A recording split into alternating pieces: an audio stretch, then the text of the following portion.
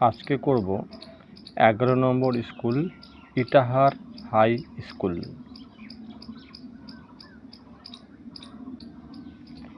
একটা বলেছে, একসঙ্গে লড়াই না করলে কেউ নিস্তার পায় না। আমি উত্তরের নিচে দাগ দিয়েছি। ওস্তাদেরা লেপ মুড়ি দেয় মাথায়। 3, ক্ষুদিরামের ছোট ছেলের নাম গোপাল। সূর্যকুমার সেন ছিলেন অঙ্কের শিক্ষক। 5, তাল নবমী উৎসবে তাল প্রয়োজন। 6, মন্ত্রী বাজায় কলস। কবিতায় কলসি আছে, তো এখানে যেহেতু কলসি লেখা নেই তাই কলসটাই দাগ দেওয়া হলো। এবার আসছি দুইয়েরগুলো। আর 2 থেকে তো প্রশ্নগুলো টাইপ করে লিখেছি, সেগুলো চলো দেখিয়ে দিচ্ছি। এবার 2-এরগুলো বলেছে, এক কথায় উত্তর দাও। 2-এর 1, মিষ্টি কবিতার কবির নাম কি? উত্তর প্রেমেন্দ্র মিত্র। 2-এরটা, জটি পিসিমার ভালো নাম কি? হরিমতি। 3, চট্টগ্রাম শহরটি বর্তমানে কোন দেশে অবস্থিত? উত্তর বাংলাদেশে। 4, ব্রিটিশ শাসিত ভারতবর্ষে কোন পতাকা উড়ত? উত্তর হচ্ছে ব্রিটিশ পতাকা, ইউনিয়ন জ্যাক। 5, প্রেমেন্দ্র মিত্রের লেখা দুটি বইয়ের নাম লেখো। একটা হচ্ছে সাগর থেকে ফেরা, একটা হরিণ চিতা চিল। 6, ঘুড়ি দুটির নাম কি? পেটকাটা ও চাঁদিয়াল। 3-এর অতি সংক্ষেপে লিখতে হবে। 3-এর 1-একটা, কে কিভাবে জটি পিসিমাকে তাল জোগাড় করে এনে দিয়েছিল? গোপাল খুব ভোরবেলা ঘুম থেকে উঠে টিপ টিপ বৃষ্টির মধ্যে তালদিঘির ধারে তাল কুড়োতে যায়। তালদিঘির মাঠে ছিল 1 হাঁটু জল আর কাদা। সেই সব পেরিয়ে গোপাল তার সাধ্যমতো 2টো তাল সংগ্রহ করে জটি পিসিমাকে এনে দিয়েছিল। 3-এর 2, মিষ্টি কবিতায় কবির মতে আকাশ কেমন হওয়া উচিত? মিষ্টি কবিতায় কবি প্রেমেন্দ্র মিত্রের মতে আকাশে ঝড় বৃষ্টি থাকা উচিত এবং তার সাথে কিছু রোদ্দুর থাকা উচিত। 3-এরটা, কবি যখন একলা থাকেন তখন তার সঙ্গে কারা থাকে? কবি যখন একলা থাকেন তখন তার সঙ্গে থাকে সবুজ গাছপালা, বনের ভিতরে চলে যাওয়ার পথ এবং একটি চঞ্চল কাঠবিড়ালি। 4-এরটা, ভরা বর্ষায় ক্ষুদিরাম ভট্টাচার্যের দিন কীভাবে কাটে?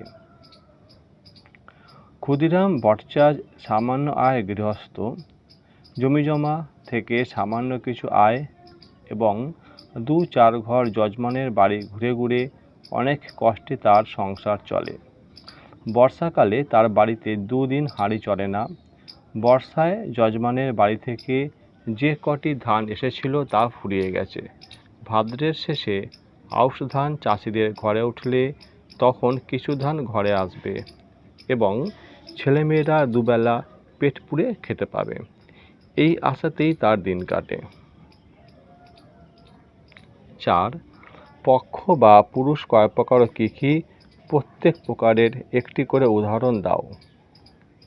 যে সর্বনাম বা বিশেষ্য পদের দ্বারা বক্তা, শ্রোতা বা অন্য কোনো উৎকৃষ্ট ব্যক্তিকে চিহ্নিত করা হয় তাকে পুরুষ বলে। পুরুষ 3 প্রকার, উত্তম, মধ্যম এবং প্রথম পুরুষ।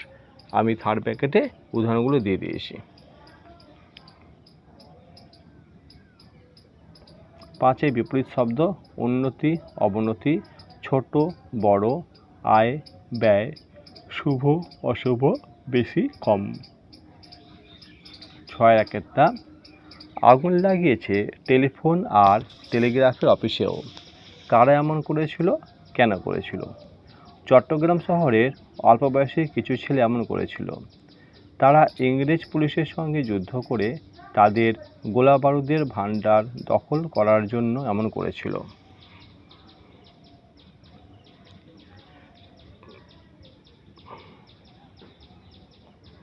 6-এর 2, বোমাগড়ের রাজা কবিতায় নিয়মকানুনগুলো নিজের ভাষায় লেখো।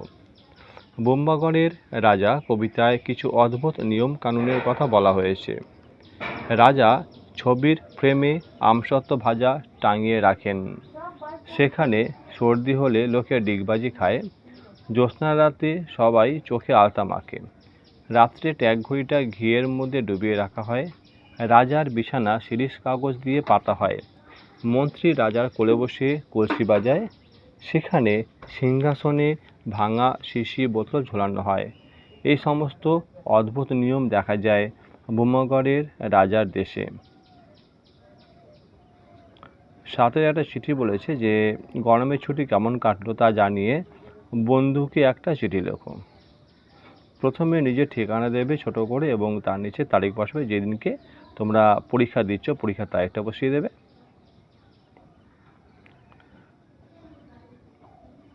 প্রিয় বন্ধু নরেন, এবারে গরমের ছুটি কীভাবে কাটালাম তা তোমাকে জানাচ্ছি।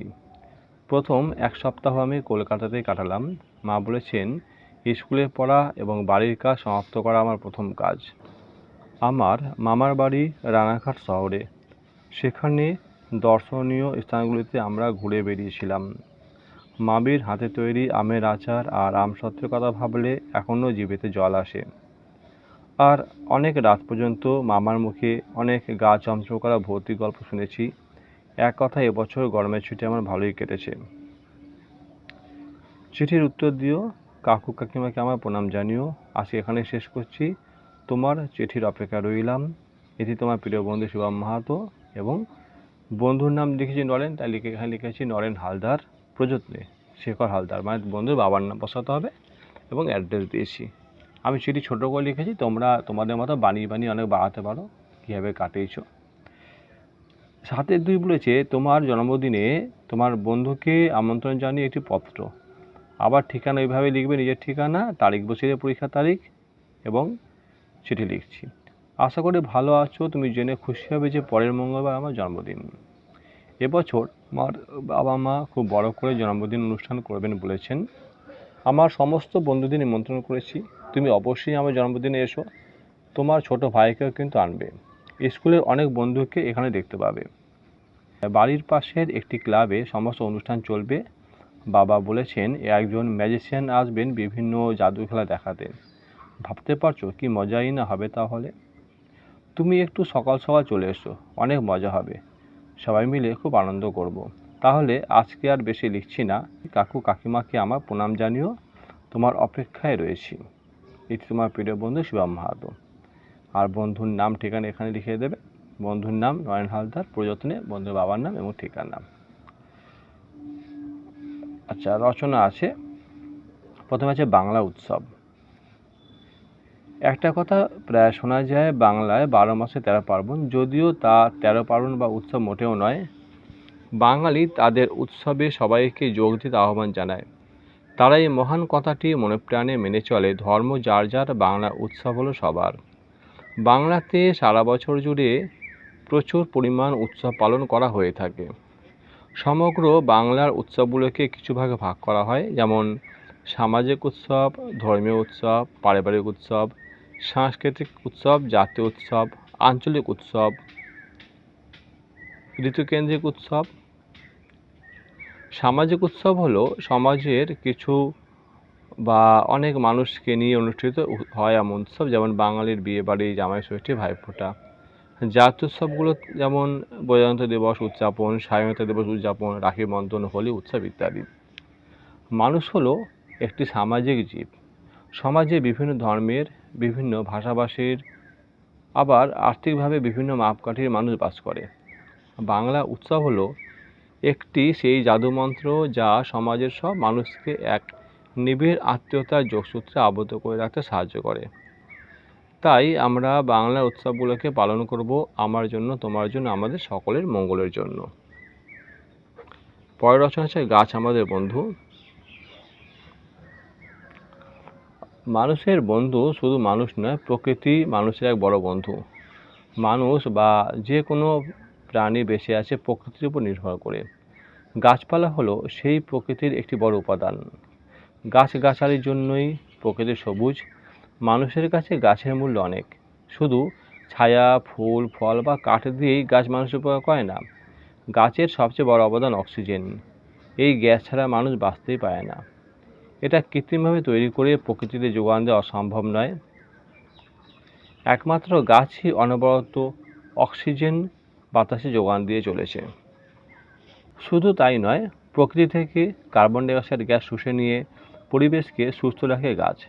কিন্তু আমরা পৃথিবীর লোভী মানুষেরা সম্পদের লোভে গাছ কেটে চলেছি, নির্বিচারে বন কেটে বসতি করে তুলছি।